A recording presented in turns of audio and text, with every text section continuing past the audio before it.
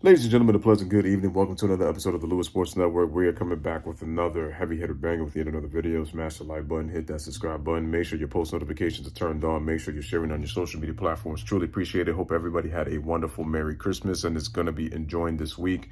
If you are working, stay on that grind, stay productive. Peace and blessings to everybody. For those who have time off until they go back to work next week, enjoy the vacation time, enjoy the downtime with the loved ones, and also just make sure to get plenty of rest and just do the task and things that you need to do, during this week as we get ready for the new year and we're closing down in 2022.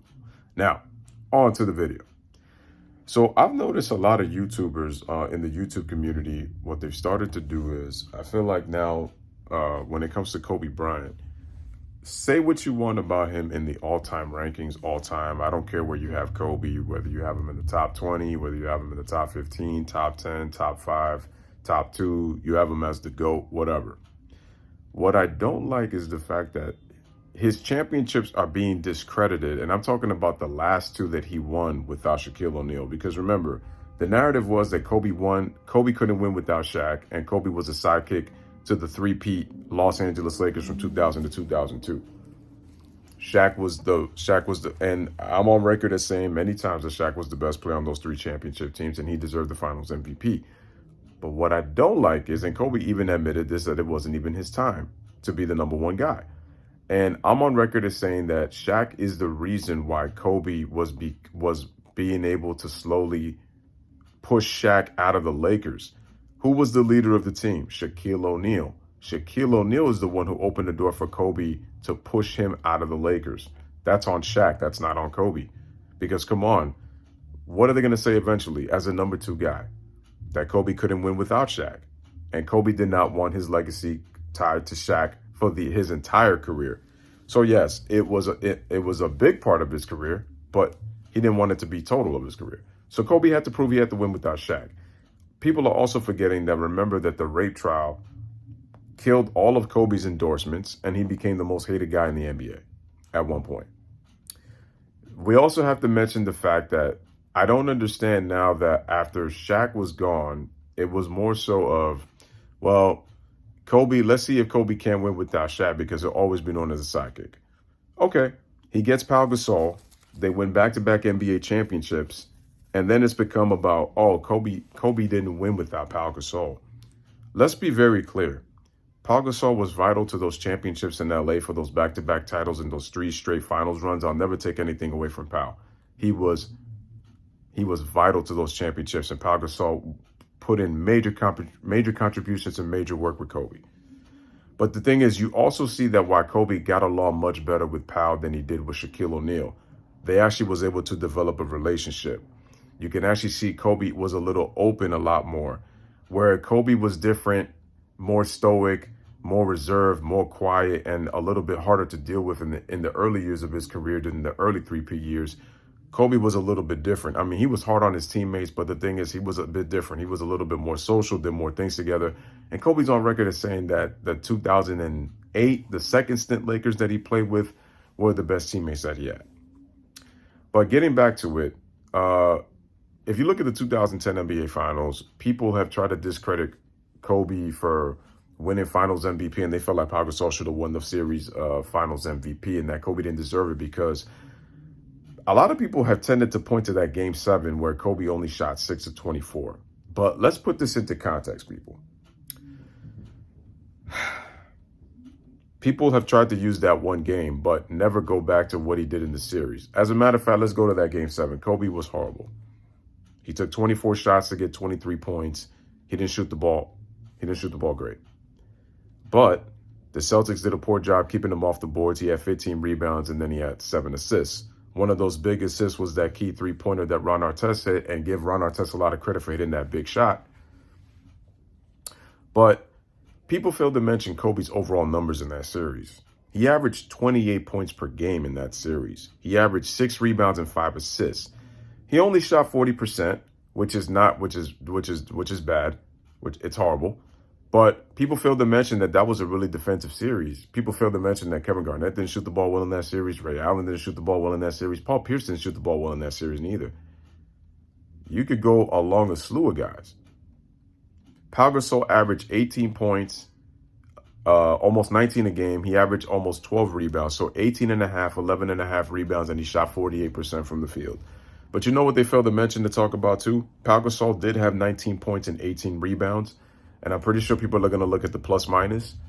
But people also failed to mention that Pau Gasol actually shot below 45% in the last 3 games of the series. As a matter of fact, in Game 5, he shot 41%. In Game 6, he shot 42, 43%. And then in Game 7, he shot 37%. Pau Gasol was 6 of 16 in that Game 7. Kobe was more terrible than Pau because he was 6 of 24, but they made the same amount of field goals. And also, they both got to the free throw line. Pau missed 6 free throws in that Game 7. Kobe was no better because he missed 4. But we also have to count the fact that Kobe was able to put up 28, get 6 rebounds and 5 assists on a broken finger, a knee that he had to get drained out, and also have bone spurs in his ankle while playing, one of the best defenses that he's ever had to face in the NBA. Actually, it was the best defense that he actually faced in the NBA Finals. Says a lot. And then on top of that, we also have to remember, the Lakers in 2008, before they acquired Pau, people forget this too. We know that Kobe wanted to get traded because of what happened the last 2 seasons, and he felt that the Lakers were not putting a prominent team for him to compete for championships, and they felt like they were wasting his prime. And Kobe did look, he wanted to quit on the team, and people forget that Kobe got booed on opening night, and they felt that they didn't want to see him anymore because of the comments that he made on the ESPN radio with Stephen A. Snitch. But guess what? The Lakers were at a 50-win pace that year because the Lakers threw 55 games, because Pau Gasol only played 27 games that year for the Lakers when he got traded, which they got the draft rights to Marc Gasol, did the Memphis Grizzlies. The Lakers were 35-20. They were 15 games above 500 when the Lakers were not even predicted to make the playoffs in 2008. They were expected to play below expectations, and yet the Lakers were at a 50-win pace. As a matter of fact, Andrew Bynum was starting to make strides, and I know what people are going to say. Well, Kobe Bryant, he wanted to get Andrew Bynum traded for Jason Kidd. That's true. That's true. But people also forget that they traded for Pau Gasol because Andrew Bynum tore his ACL. Do people forget about that too? And yeah, the Lakers went 22-5 after they traded for Pau Gasol. People forget that Pau Gasol's not a franchise player. Pau Gasol's a complimentary player. So what he did was he got to compliment Kobe, and also he was a fit for the triangle offense. So it made things seamlessly work very, very, very well.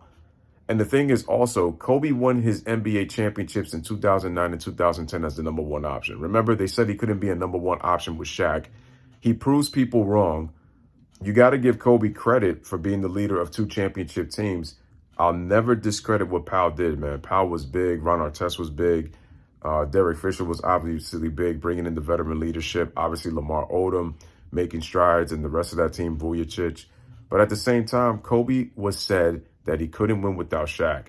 And he's getting discredited for the 2 championships he won because now, he couldn't have done it without Pau. The thing is, if we're going to say that about Kobe, we can say about, Shaq didn't win without Kobe and Dwayne Wade. That's how he got all 4 of his championships, along with the coaching of Phil Jackson. Then we're going to have to go through just about every great player and who they didn't win without. Basketball is a team game.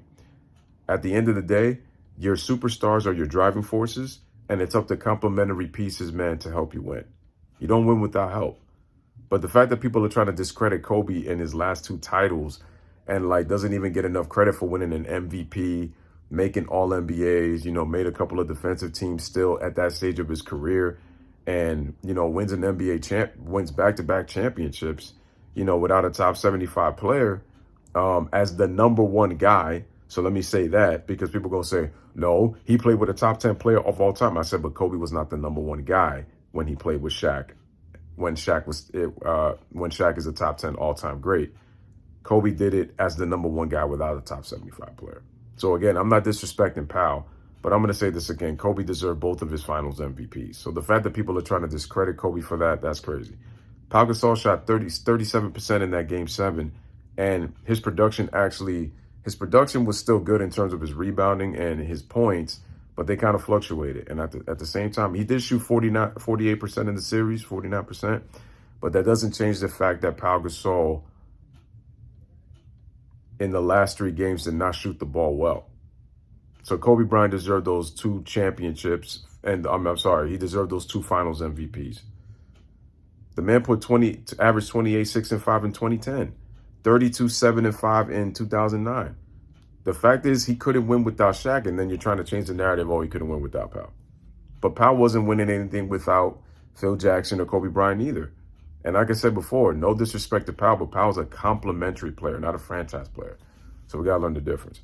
So, ladies and gentlemen, this is your boy, Louis, for another one. Let me know what you guys think in the comments. Bless up, live, love, love. Thank you guys for watching.